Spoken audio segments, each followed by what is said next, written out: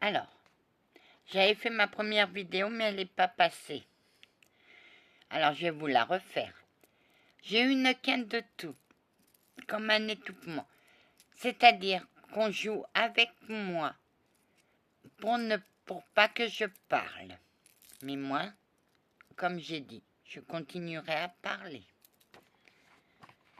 C'est pas ça qui va m'empêcher de parler. On ferme la parenthèse. Médaille de Saint-Christophe. Patron des voyageurs, donc des navigateurs et des automobilistes, des charpentiers, des dockers, des jardiniers et des crémiers. Ah, ça, je ne savais pas. Christophe aurait été un chrétien du début du IIIe siècle, né en pays de Canaan, Palestine, qui après son baptême par saint Babylas serait parti plus au nord, en Lucie, prêcher la parole de Dieu, de haute stature, d'un port majestueux, beau de visage. Il allait à pied appuyé sur un bâton. S'étant fait passeur au bord d'une rivière, il reçut un soir la visite d'un enfant qui voulait passer sur l'autre rive. Bien qu'il fît nuit et que le courant de la rivière, gonflé par les pluies, fût violent. Christophe, malgré le danger, et bien que l'enfant lui avouât ne pas avoir d'argent, accepta, le mit sur ses épaules, afin qu'il ne soit pas mouillé, puis s'engagea dans l'eau froide. Mais au fur et à mesure qu'il avançait, l'enfant sur son dos se faisait plus lourd, et Christophe, craignant de céder, demanda à Dieu de l'aider. Alors Christophe trouva en lui la force de poursuivre et de gagner l'autre rive, où l'enfant devient un homme, en lequel Christophe reconnut Jésus, qui porte en lui pour notre rédemption de tous les péchés du monde. Jésus le bénit et lui annonça que sa pérégrination allait se terminer et qu'il serait bientôt près de lui. En effet, Christophe connut peu après le même sort que Nicette et Aquiline, deux femmes repenties qu'il avait converties. Il eut la tête tranchée pour avoir refusé de renier sa foi. Pourquoi l'invoquer? Pour ne pas mourir lors d'un déplacement ou d'un voyage. Quand l'invoquer?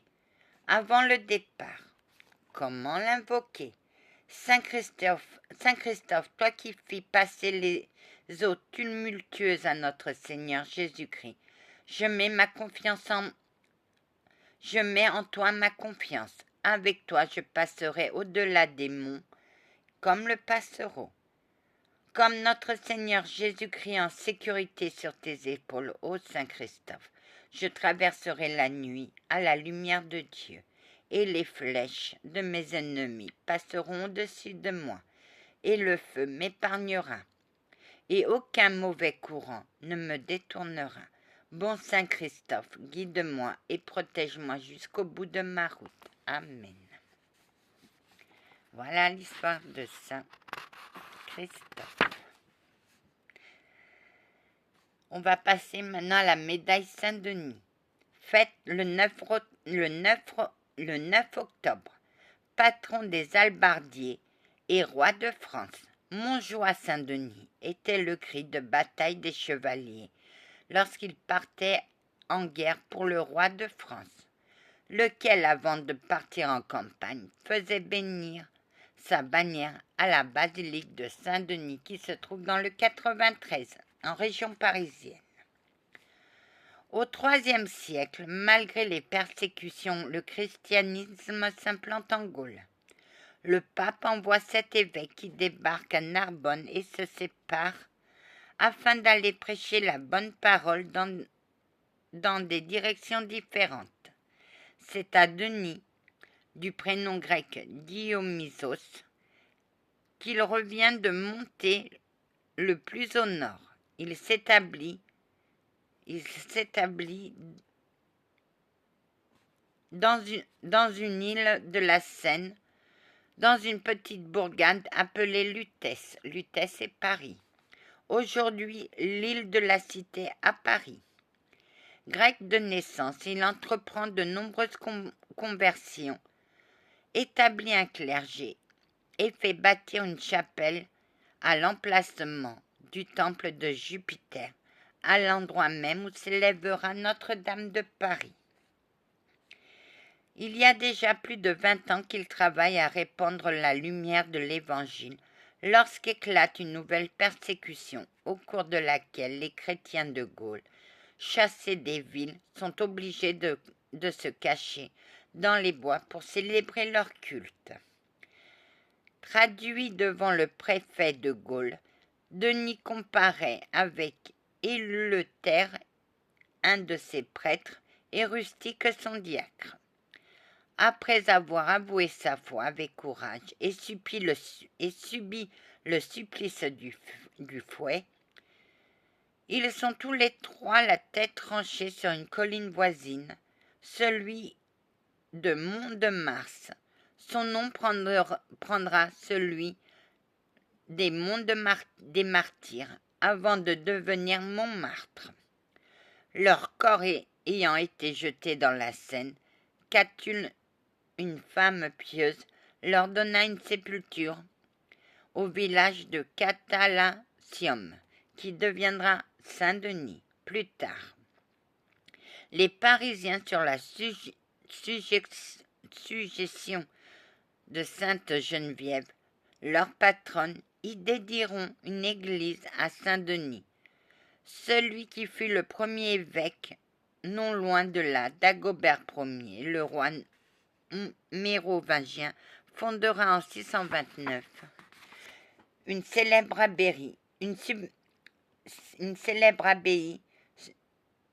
suggère au XIe siècle, il fera bâtir la basilique dans laquelle les rois de France sont enterrés.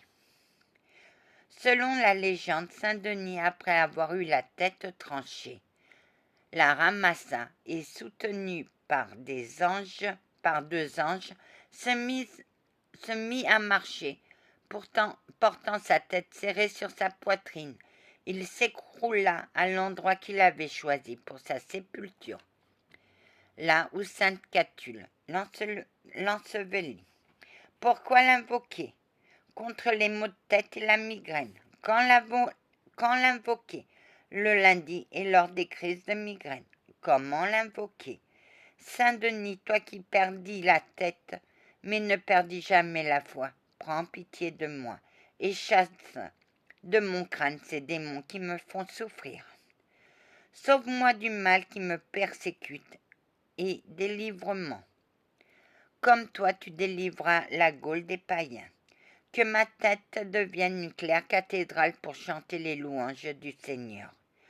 Le juste secours qui me viendra de toi, je le rendrai aux autres. Et la méchanceté des pécheurs sera anéantie, et la douleur tombera dans un gouffre sans fin. Saint-Denis, les douleurs que j'endure ne sont rien à côté de celles que tu enduras, sans te plaindre, mais je n'ai pas ta force. C'est pourquoi j'ai besoin de ta protection et du pardon de Dieu. Amen. J'ai fait Saint François d'Assise. J'ai fait Saint Gabriel. Médaille Saint-Georges. Fête le 23 avril. Patron de l'Angleterre, des chevaliers, des archers et des scouts. Issu d'une bonne famille établie en Cappadoce et allié à Sainte Nina, qui prêcha les évangiles en Saint-Georges. Georges, que sa mère, à l'insu de son père, a converti à la foi chrétienne, entre dans l'armée impériale comme centurion. C'est du temps des Romains. Et monte les grades jusqu'à être élevé au rang de tribune. C'est en accompagnant sa mère en Palestine, où elle possède des biens, qu'il apprend que l'empereur Dioclétien a signé un édit de persécution contre les chrétiens. Aussitôt, il retourne à Nicomédie, Izmi en Turquie, où Dioclésène a une résidence pour protester en public contre ces édits, qu'il va même, dit la légende, jusqu'à se déchirer. Il est arrêté, jeté en prison, puis exécuté le 23 avril 303, pardon. Tandis qu'on le torture pour qu'il renonce au christianisme, il montre un tel courage que l'impératrice elle-même, dit-on, se convertit à cette religion qui donne une telle force intérieure. L'empereur Dioclétien essaye de le gagner par la douceur. Georges feint de céder et se laisse conduire au temple, où par un signe de croix, il précipite à terre les statues des idoles qui se brisent. Fou de rage, Dioclétien le fait décapiter. Son culte se répand rapidement en Orient. Rien qu'à Constantinople, pas moins de 6 églises lui sont dédiées. Les Grecs l'appellent le grand martyr par excellence. Il est le patron de la Russie. Les croisades amènent son culte en Occident. L'iconographie chrétienne l'a souvent représenté à cheval et combattant un dragon, symbole du démon, pour la défense d'une femme, symbole de la patrie, qui implore son secours. Pourquoi l'invoquer, contre l'ennemi de toutes sortes? Quand l'invoquer? Mardi et le mercredi. Comment l'invoquer?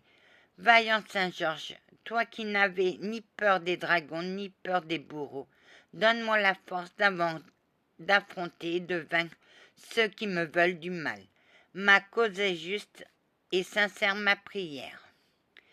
Qu'avec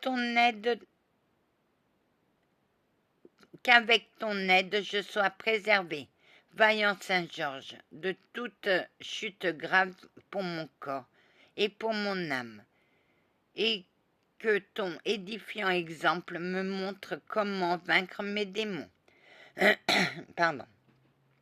Toi qui veillais sur la veuve et l'orphelin, veille aussi sur moi, jusqu'au triomphe sur les forces du mal, des armées de Dieu, dont tu es le plus valeureux soldat. Amen. Voilà. Et demain, ça sera la médaille de Saint-Hubert. Voilà. Que la paix du Christ soit toujours avec vous, ainsi que sa bénédiction. Et à ceux qui ne veulent pas que je parle, je continuerai à parler. À celle qui m'a mis un message comme quoi j'étais une menteuse, une arnaqueuse et tout, je vais vous dire ceci, madame. Vous voyez la paille qu'il y a dans mon œil, mais vous ne voyez pas votre poutre que vous avez dans l'œil.